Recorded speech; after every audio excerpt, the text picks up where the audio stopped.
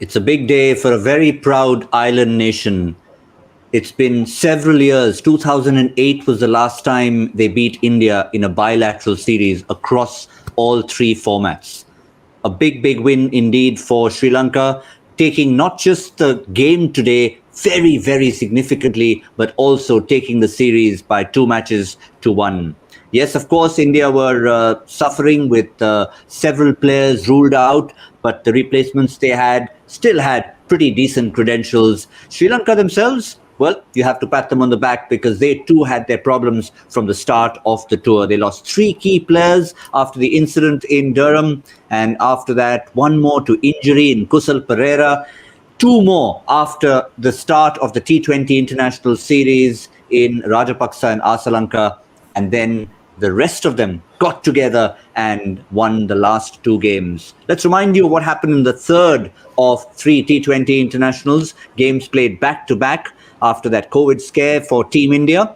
81 for 8 is what India finished with, the lowest completed total by a full nation in T20 international cricket, and Sri Lanka knocking off the runs in the 15th over, duly doing it with 2 of their stars of this T20 international series at the crease together, Dhananjaya De Silva and birthday boy Wanindu Hasaranga. Zaheer, well, before we assess the series, just what does this mean for, as I said, a very proud island nation? I think confidence booster for sure. When this series is going to go down in the history, it's going to go down as Sri Lanka has won the series and broken the winning streak of the series of Indian team. So that's how the series will be noted as. So from that point of view, I think Sri Lanka will be very happy. They needed this confidence booster for sure. Looking at how things are standing for them. Wanindu Hasaranga has certainly turned out to be the star and someone who everyone should be keeping a close eye on with regard to future for sure. Because mind you, like Sri Lankans also didn't have their full side. They also had few of their key players missing, and looking at that, they will take all the confidence forward towards the remainder of the season and the big World Cup. Yes, Harsha, it's obviously there was a depleted Indian side, but let's not forget it's also a depleted Sri Lankan side. It is, but I'm just looking at this game in particular, and I'm looking down that card. I'm seeing 34.3 overs bowled and 9 boundaries, at one of which came off an overthrow. I'm sure you've seen better contests between bat and ball in T20 cricket than this. Yes, Sri Lanka played well, there's no doubt.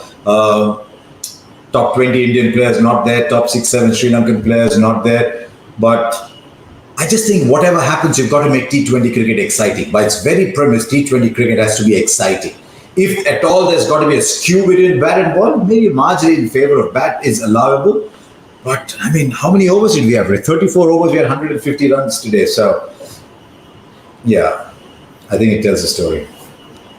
It certainly does. But can we attribute, Zaheer, the last 2 games to the surface? Yes, the surface played a big role, as Harsha said. You want a little bit more. You want some entertainment as well for whether it's crowds or television audiences. But can you blame it all on the surface? I would like to go in that direction for sure. It's just like the same. You put different players on this same track, and you might see a different result.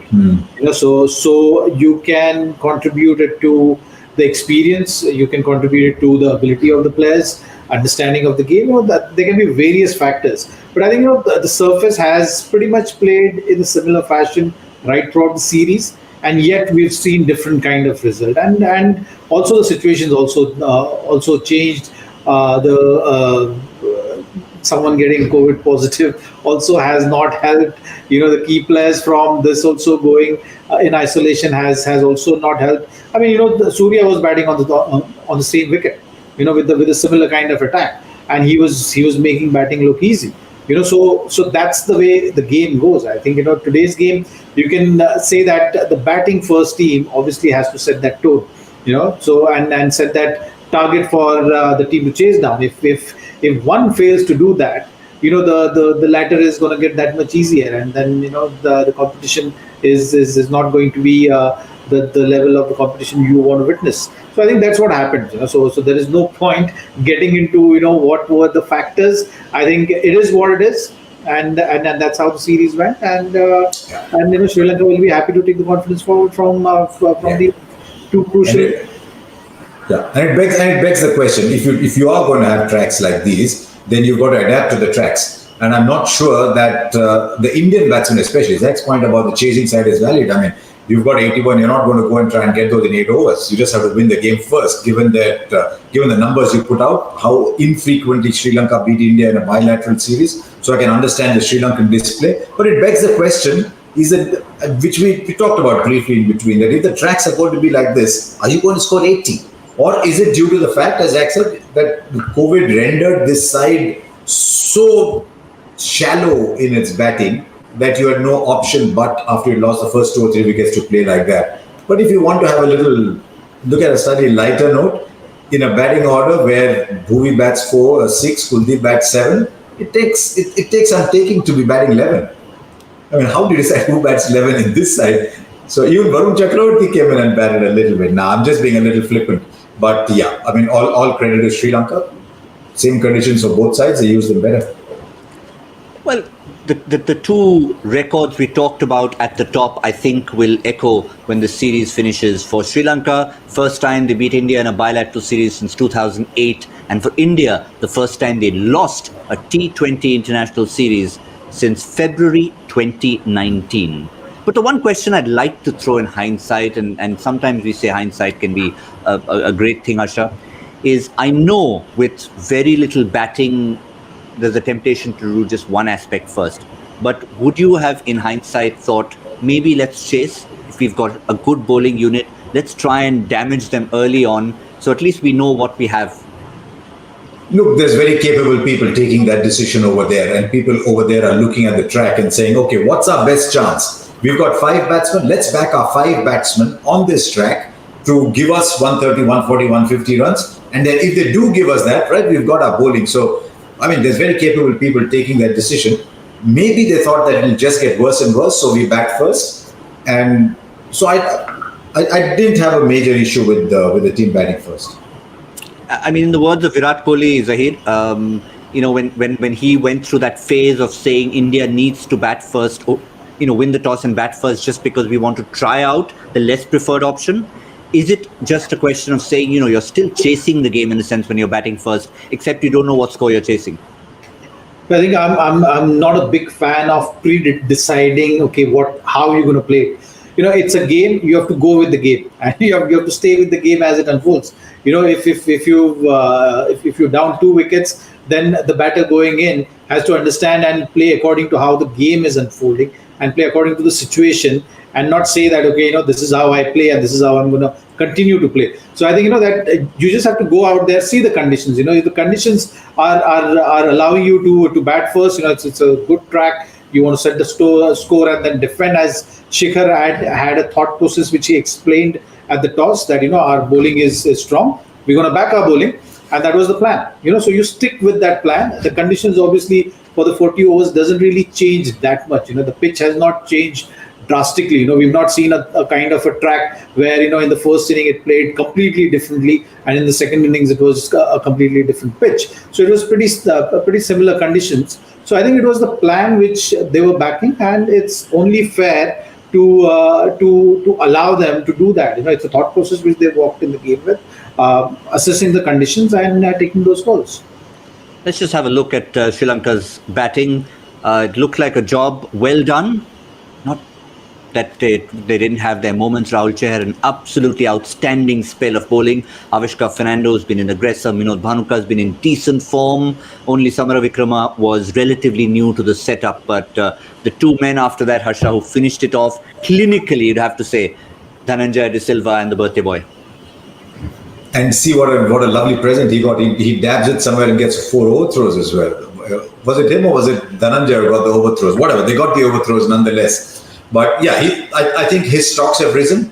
Hasaram's stocks have risen. Dhananjay De Silva's stocks have risen in the batting number that he is. Maybe going ahead, this will be his batting number. I think Rahul Chahar's stocks have definitely gone up. I mean, he looked like he was going to take wickets, so his stocks have risen. But beyond that, I don't know if India learned a little bit more. Sri Lanka will take a lot of confidence because they've got to go into the T20 World Cup and play the qualifiers. So sometimes that actually helps, that you play the qualifiers, you're getting into the swing of things, and then you go into the main tournament. I think they benefited a lot from this series. I don't know what kind of tracks they'll get in Oman, in Muscat, but they definitely benefited a lot, and a lot of players will have grown in confidence for them. I think that's a great way to look back at this series in terms of the positives taken away. Harsha's briefly touched upon it, Zaheer. Sri Lanka, the team, of course, 2-1. The result is one thing. But what are the takeaways from the series as far as Sri Lanka are concerned? Well, I think Avishka Fernando to start with, he's had a consistent series. I felt that he batted well through and through. Chameera grew in confidence as he went along in the series, starting from ODIs to T20, and the biggest positive, of course, was Harsha. There is no doubt about it. He had created that impact. He's a match winner. So you can rally around few match winners, and I think that's what Sri Lanka will be very excited with. Harsha has been doing well, but he's just doing it against a good opposition, and I think that's something which should give him a lot of confidence. You have Shanaka completing his 4 overs, leading the side. So he also grew in confidence as the series went along. So his heated discussions with Mickey Arthur will continue on that learning curve. So that is something which is also good. Chamika Karunaratne, we've been talking about him, has shown that spark. We will not have all the numbers to show from this series, but certainly for me, he has shown enough of material there to work around with, and I think it's up to the coach and the management, which is around the Sri Lankan team, to identify from a series like this and give them the right kind of atmosphere and environment for them to flourish. Yeah, just in case you were wondering, Vanendu Hasaranga has been given a nice silver trophy with edges on it that'll be perfect to cut his cake later tonight. There was no doubt about that one. But from all the positives that we've talked about for both Team India and Team Sri Lanka, Harsha, what are the learnings? We don't want to call them negatives. What are the key learnings that, let's start with Team India, will take away from the series with no more internationals to be played before the action in the desert? I think, to be honest, I think a bit hard on the two young debutants, which is Ruturaj Gaikwad and Devdutt Padikkal, to be suddenly thrown in on these slowish, sluggish surfaces. I mean, yes, they had to adapt, but they were younger people. I thought the person who should have adapted better was actually Sanju Samson, because he's been around for a lot longer. So a little more disappointed with Sanju Samson than with those two young openers. Also remember, they were thrown into a situation where they couldn't go for it freely like they would when they're playing for their franchises, where they're batting, where they're in sides that bat up to 7, 8, 9. So I thought a little hard on them. We saw glimpses from Ruturaj Gaikwad, glimpses in the first game from Padikkal. I thought towards the last couple of games, maybe Shikhar should have established himself a little more. Well, he got 40 in the first game, so you can't ask for too much more. And Nitish Rana maybe didn't take his chances. Sums up pretty much India. Zaheer, from Sri Lanka's point of view, a lot of bright spots. Obviously, the victory, but they'll still have a few areas of concern they look at, even when they get their key players back in there, looking at that qualification stage, because that'll be big for them in Oman. Well, to me, the concern areas have been around batting. So the bowling, if you see, both the series actually got better and better. They had better plans. They were actually quick to adapt to the opposition. Figuring those plans out. But I think batting, they're still figuring things out. So that is something. And when I'm saying they have to figure things out, it's not in terms of the talent which they have or what kind of players they have or what kind of position they're batting in. It's about how they are building their innings as a team. So that is something which maybe they can look at. I've been constantly talking about how the rotation of the strike should happen. We've seen it from Dhananjay De Silva in the last couple of games, where he was actually rotating the strike, and you saw the effect on the run scoring as well because of that. So those are the finer things I think they should be looking at. I think as a team, as a batting unit, they need to have a formula of how they're going to build the innings. You are going to lose wickets in the process, but how do you want to pace that innings is something which they'll have to look very keenly and sharply. Zach made a point early on that most Indian batsmen who probably play Indian players, 85% of their games on good wickets. And so they had to adjust here. I'd like to see how good a team Sri Lanka is on a good wicket, on a 170, 180 kind of wicket. How good are they? In these conditions, yes, because Dhananjaya is bowling, Hasaranga is bowling, Akira Dhananjaya is coming in bowling well. How good are they now? If they're playing a 175, 180 game, is their bowling good enough on a good track to keep oppositions down to 160, 165, then get those runs? Which is what I would presume they will get at the T20 World Cup. I hope the T20 World Cup's not a 135, 140 kind of tournament, but more a 170 kind of tournament. So I'd like to see how good Sri Lanka will be on those days, but that's to wait and see. Today, they showed how good they were on the track that was given to them. Yeah, it should certainly make a difference if they welcome back the likes of Danushka Gunatilaka and Kusal Mendes, Kusal Pereira, and of course Niroshan Dikwela. Once these four players come back into the setup, you've got a nucleus of players here that is... Yeah, but to be honest, yes, Niroshan Dikwela is a good player, but Vinod Dhanuka has done nothing wrong. He's taken his opportunities, so Dikwela will have to fight for his place back. Fair enough. I think that's what you'd want. I think the Indian team has had that scenario where we've had people having to sit out, somebody comes and makes some runs. We've seen it in franchise cricket as well, when somebody gets an opportunity and pushes someone to the limit. But just to round it off on the leader and the leadership of Shikhar Dhawan, very different personality as a leader. It was the first time out for him. So notwithstanding the result, Harsha, Shikhar Dhawan's captaincy for you in the series. What could he have done differently? I mean, when he had his full team, he won. Maybe 160, got the opposition out early. When he had the full team, he won. He was so severely hamstrung by the quality of his batting. His bowlers did all right.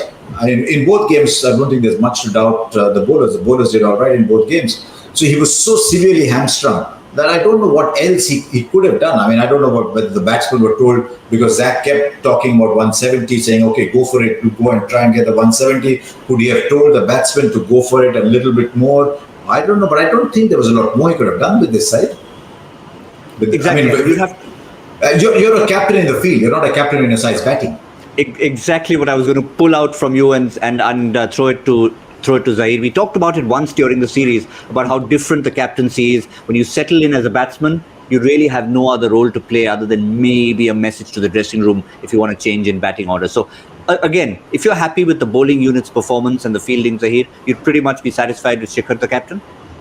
Fielding not fully happy. I think there are still area of concern there in fielding, but on the whole, yes, on the whole, Shikhar has done a brilliant job in this series. There is no doubt about it, and I'm not taking into account his last two games. Yes, you can look at it. Yeah, last game I would have wanted to see that change in approach, but the fact that he got out himself in the first over, and then the game just took a different turn from there. They were never in that position of using the floater, so we can't judge them on the basis of that. They just lost 4 wickets in the first 6 overs, and that was the game. So I think from that point of view, you need not go in details around that. But on the whole, when you look at Shikhar Dhawan, the captain in this tournament, he was right up there. Be it motivating the youngster, you saw that energy around him not only on the ground but off the ground as well, through social media and stuff. You saw that he was sending those positive vibes, making the atmosphere chill. There were a lot of youngsters around, so you need that kind of vibe as well. You don't want youngsters to be under too much pressure or get nervous, get tightened. So those kind of boxes he ticked very nicely. There's some smart bowling changes also in the ODI series in particular. I like that he was going with the game. He was not going in with a preset mindset or a predefined plan. He was open to ideas, open to try out different things. So I think on the whole, he had a good series. And I think one other positive, I mean, we talked about the positives overall, but if we have to just finish off with one positive, particularly from today's game, and it's obvious looking at the scorecard, but mainly the performance, Harsha, Rahul Chahar, just imagine if India had 30 more runs to play with. Of course, you'd want 50 more, but I was just saying start with 30. Yeah, 30 more, still 110. They would have played differently. A chasing side, when they know it's 80, they don't, as Zach said early on, if you get 3 or 4 dot balls in the first over, you don't have pressure, which you do when you're batting first. So if they're 110, they might have played it differently. If they're 135, 140, then yes, maybe you're looking at it differently. But he's definitely risen. In my eyes, he's risen. I think he's now a very strong number 2. As among a lot of leg spinners that are available in India at the moment, I think he's definitely a very strong number 2. In the eyes of some, he might be on level terms, but I still think that when both are bowling equally well, Chahal just seems to have that little bit plus. But I think he's grown a lot, so he's definitely the one big plus. I suspect, Zaheer, you might have a difference of opinion there. No, see, you have to give Yuzvendra Chahal the due where the credit where it's due, and the experience which he has, and the way he goes about understanding the batters, that is something which Chahal is in process of understanding about his game. So which is fine, fair enough. Like the Yuzi Chahal has been around for more seasons than Chahal. Chahal is still starting to get the footing right. Understanding exactly what works for him. He's still going through that process. So, but in terms of revs on the ball and that spin which you see and the spells which he has bowled in the last couple of years, there's definitely a lot of promise and a lot of potential which he still has to uncover. He gets good bounce as well. I think today we saw one going right at the top of the base. If I was Rahul Chahar's elder brother, I would say, okay, what do you have to do to go ahead of Chahal in the rankings? I'd say become a gun fielder. Number 1, work your backside off, become a gun fielder, contribute in more ways to the side. And if you're good enough to bat 9, try and bat number 7. So try and increase your overall contribution to the side because you're almost there in your primary skill. Fair enough, and I think in that fielding department, one can already see there's just a bit of a spark there. Just a word that Dasun Shanaka is being the good ambassador for Sri Lankan cricket. He made sure he thanked the BCCI, Rahul Dravid, the opposition team, not just obviously for turning up and being a good opposition, but under these circumstances, there could have been a situation where we may not have had these last 2 games. But India stuck on, they played the 2 games. Out of deference to Sri Lankan cricket, it was good to see, despite the loss of all the players. No, not just that. Also, I think this series, the last 2 games were that close to being called off. But if you call them off, then you gain nothing from the series. You've gone there to play cricket. And you've got to look at every possible opportunity to play cricket. And only if the last option of not playing cricket is presented to you, that you can no longer play cricket, only then do you not play it.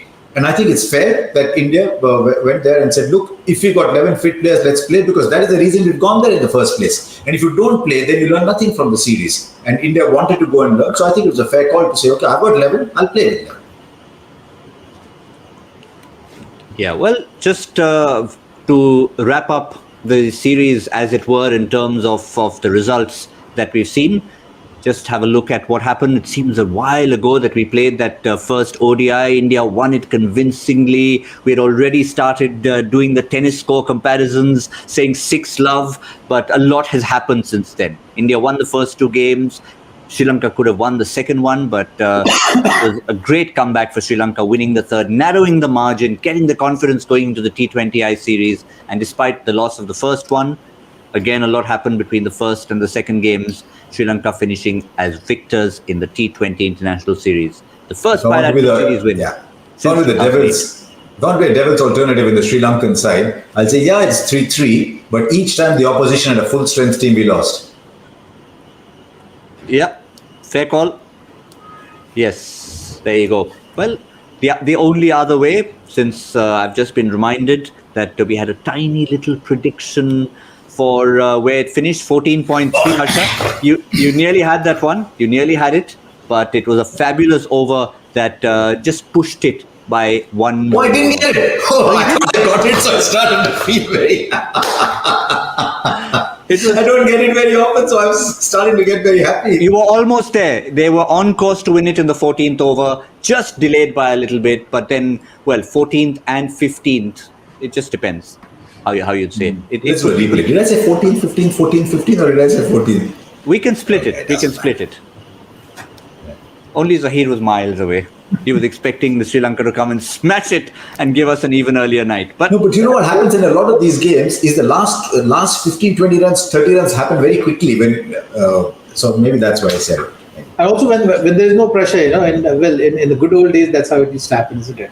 Like you would have openers coming out with all the guns blazing, putting pressure, because you don't get these kind of opportunities when there were no demons in the wicket. Like yes, it was a little sticky. You maybe turning a bit, but it wasn't like a difficult, very difficult pitch to score runs off. So yeah, they would have taken all the advantage. Sri Lanka were a very good host, and they let the game go till the 15th over. And whose prediction cover right then? GB, is that you?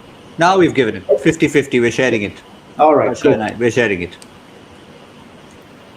between 14 and 15. But we're now trying to look ahead to the real tough squads. And we thought we'd try and put together with our experts their vision of what that final squad for the T20 World Cup can be. We've had a little bit of a rehearsal here. And Harsha, if you'd like to lay your I've been giving all the long answers for the last 3 or 4 questions, and so I don't mind Zach going first if he's okay. All right, Zaheer, you're up to bat first. It's that opportunity that you missed, as Harsha said, of batting up the order, and here's your chance now. Oh, Zach would have batted 7. Zach would have batted 7 easy here. Yeah, at least I showed on the scorecard that it's batted number 7. Before you actually go ahead and give us your team, had you been faced with the same situation, 5 batsmen and 6 bowlers when you had your 11 playing in that era, and you talked about that floater, would you have put your hand up and been that floater to go up? We actually came close to this in Ireland, if you remember. There were about 7 or 8 guys had fever. There's some bug which is going around, and we had to call Rakesh Patel, who was playing a league in England. So he had to be called there, just to make sure that we are not short of playing 11. I remember taking some ridiculous amount of medication before I decided to play that game, and we just somehow managed to get the 11 going.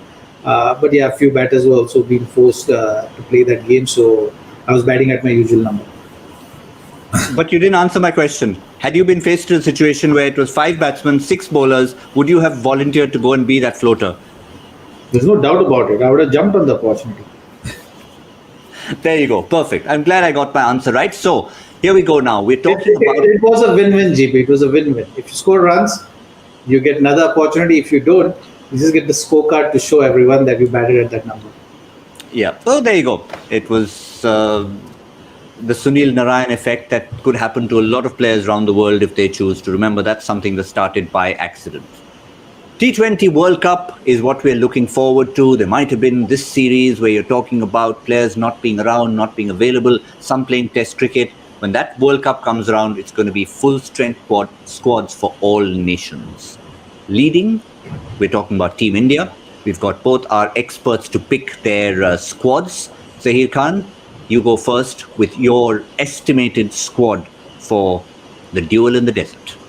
All right, you put the team out and I'll start.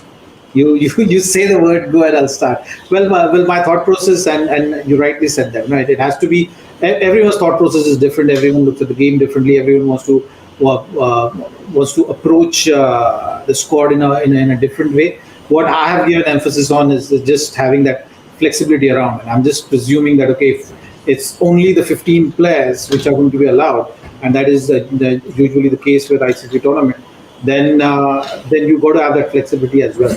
And we've often talked about the traffic jam at the top, and we've been saying that maybe you have to take some tough calls. So keeping all those things in mind, for me, I've just gone ahead with with KL and Rohit to start with, and then Virat there, Surya there. I know Virat has made that statement of him wanting to open the innings, but I would still say that Virat opens only in case Hardik is not available to bowl. So you can actually sacrifice one batsman in that scenario and get an extra bowler placed in there. Pretty much, simple thought process, giving a lot of flexibility to the guys who are sitting out as well. So even if you're not playing, you should have that option of putting the team there. So in my team, it's Rohit, KL, Virat, Surya, of course, because of the flexibility which I'm talking about. You need not bat him at the number 3 position. You've got Pant and Pandya as well. He's shown in this series as well that he can bat at number 5 as well if need be. You have Pant, so you have a lot of power there. You have Hardik's power, which you can use even if he's not bowling. He's shown that in Australia that he can chip in with the bat. So you will have that flexibility. I've put Chahal as a leggy, and I put Rahul Chahar in the squad because you want the backup to leggy. In this format, you've seen that the leg spinner has been such a crucial factor. I've given importance to the new ball bowling as well, and that's why my option to Chakravarti or Sundar. So you can decide. If you want that mystery element, you can always have a weightage in favor of Chakravarti, but otherwise you can go in with Sundar in that position. Deepak Chahar had got a nod ahead, and I put Natarajan depending on how his fitness and how his whether he's physically fit or not. If he's not fit, you can always go back to Bhuvneshwar. Shami is someone we can decide whether you want to be starting with him in the playing 11 or you need that pace. Otherwise, you need backup of Bumrah, right? Bumrah's kind of pace is only someone like Shami can bring to the table. Natarajan, you've seen that how effective he has been at the back end, and also adds that variety of being left armer. So some tough calls, like I said, but I think this squad looks like will always have that power element to it and the flexibility with regard to playing. Even if you want 3 spinners, if Hardik is bowling, you can afford to play 3 spinners as well at any given time. Yep, tough calls. There it is. Just to sum up, Zaheer Khan's T20 World Cup squad.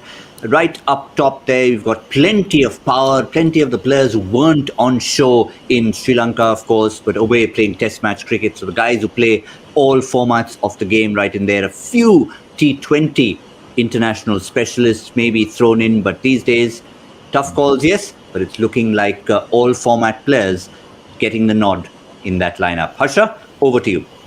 Only a couple of changes, for a couple of differences, not changes, only a couple of differences, and that's that comes in the way you think. Hardly any change in the batting, except that I don't know how fit Shreyas Iyer is. I just looked at the numbers before he got injured, and he had very good runs top of the order, he had very good runs down at the bottom. So I've got Shreyas Iyer there, but if he doesn't have enough match time behind him, then I'll look at Ishan Kishan, who a left-hander in the top 5 makes a huge difference. So Pant otherwise becomes the only left-hander. So that's the only difference. I thought a reward for Shreyas Iyer. He done really well. He gets the game moving. He's a bit like Surya Kumar Yadav in that position. So you've got 2 players who are inventive and very modern in their thinking. Only if Shreyas Iyer doesn't have enough game time does Ishan Kishan come in. So that's the only difference that I have with the batting. On the bowling front, yeah, I know Rahul Chahar bowled well here today, but I had Chakravarti in my side, and I don't know about Nat. So I said maybe with the game time Bhuvi gets as he goes along, Bhuvi will get into the side and we'll look at Natarajan or Shami. But I had Washington Sundar because I wanted someone to maybe take the ball away. He doesn't take it too much, but just take the ball away from a left-hander if need be. So really, those are just personal preferences this way or that. It's not too different. But I'm pretty certain there are 18-20 member squads.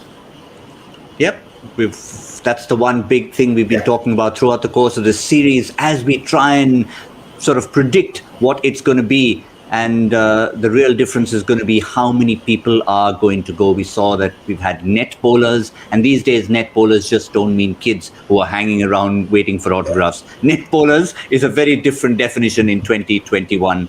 And there's just one weakness in both our sides, and that's structural weaknesses because of the way Indian cricket is. Normally, you want replacements for players. What happens? Suppose someone like Hardik Pandya in that team gets injured. Then do you want Jadeja to come up and bat at number 6 and play bowlers thereafter? Or do you play a batsman at 6 and go in only with 5 bowlers? Because one of the weaknesses in that side, as you look at it, Rohit Sharma, KL Rahul, Virat Kohli, Surya Kumar Yadav, Shreyas Iyer, Ishan Kishan, none of them bowl.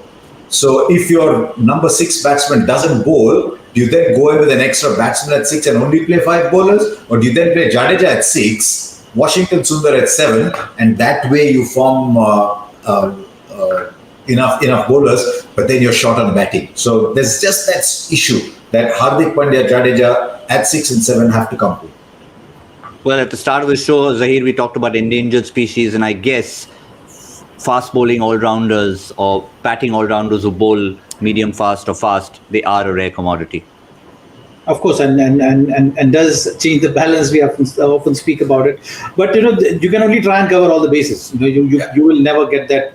You will never get that squad right. So you have to just go in with a basic thought process. Like I said, if say for some reason Hardik is not available, so there are various scenarios, right? So Hardik not available as a bowler or Hardik not available as a player. So if he's not available as a player, you can always replace him and add a similar kind of a batsman there, and then you go in. That's why you got to have 4 seamers in the side.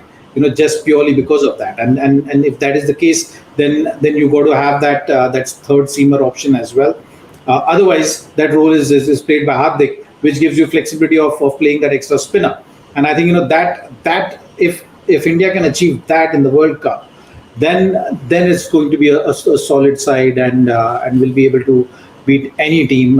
Doesn't matter if the game goes a little up and down. I think they'll be able to really give tough time to any team, and maybe win the World Cup as well. Yep, I like the way that came right at the end, and that's certainly what we'll all be hoping for, not just as an afterthought, but yes, I'm sure we'll have plenty of conversations as and when that T20 World Cup does come around. For now, whether you enjoyed the conversations or all the interviews, but particularly the highlights, and we've had lots of them, be it the Hasarangas of the world from the opposition, or Surya Kumar Yadav, Ishan Kishan, more recently, even Shikhar Dhawan playing his part. Lots and lots of highlights to look back at from the ODIs and the T20 internationals. They're up and waiting to be consumed on Cricbuzz Plus. All you need to do is subscribe, and you have a wealth of cricket at your disposal, and plenty more to come in series ahead. Joy factor question is what we asked you quite a while ago, and it was an interesting one. Remember, we talked about Serbia, Canada, and Namibia, the first 3 countries represented in a particular record category. And as I said, for me, I started thinking Canada. I was trying to think of the World Cup records and that fastest 100. The John Davison one. John Davison. That's the only one I could think of. one. But I didn't get any further than that.